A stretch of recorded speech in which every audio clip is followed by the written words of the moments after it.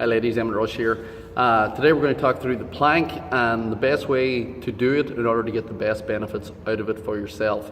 So whenever you're doing the plank, we want to have that pelvis in alignment, we want to have your lower back flat, and we want to have all the pressure on your abdominals so that there's no excess strain on your back.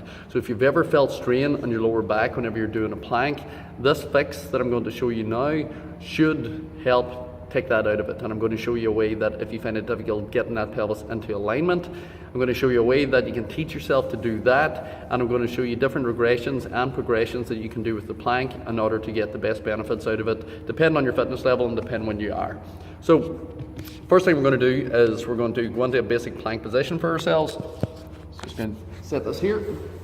So when you get into that plank, quite often what most people end up doing is when they get into the plank, the lower back collapses, they've got an arch in the lower back, the butt's up in the air, and the pressure is more here and not enough here. So what we want to do with that instead is we want to bring that pelvis underneath in order to put the pressure onto the core and take the pressure off your lower back so you can get all the benefits of the plank out of that. So when you get into it, once you get into this position, if your lower back's flat, tuck that pelvis under, lower back is now flat, pressure will be on the core. So there's different positions you can do from here then. So if you're not able to hold that position here, put your knees to the floor. Don't bring your knees forward because you're going to lose the plank. Go into the plank, round the pelvis under, knees to the floor. That's a kneeling plank. If that's easy and you find that's okay, full plank, same position. Glute squeeze at the same time to protect that lower back. If that's easy, walk your feet back slightly. As long as you can keep that lower back in alignment, you're now in an extended plank or a long lever plank. And that's going to put excess pressure onto the abdominals. So whenever you're doing your plank, the main thing is to get that lower back tight, pelvis tucked under, glutes squeezed to keep the pressure off the lower back and to stop it collapsing on you, and keep all the focus on the abdominals where you actually want the exercise to work. If you find it difficult getting the lower back tucked under, or you find it difficult getting the pelvis tucked under, the way you can practice this is the pelvic tilt that you would have heard about before. So when you're in this position, if you have an arch in your lower back, push that into the floor. Once your lower back's pushed in, your pelvis naturally comes forward.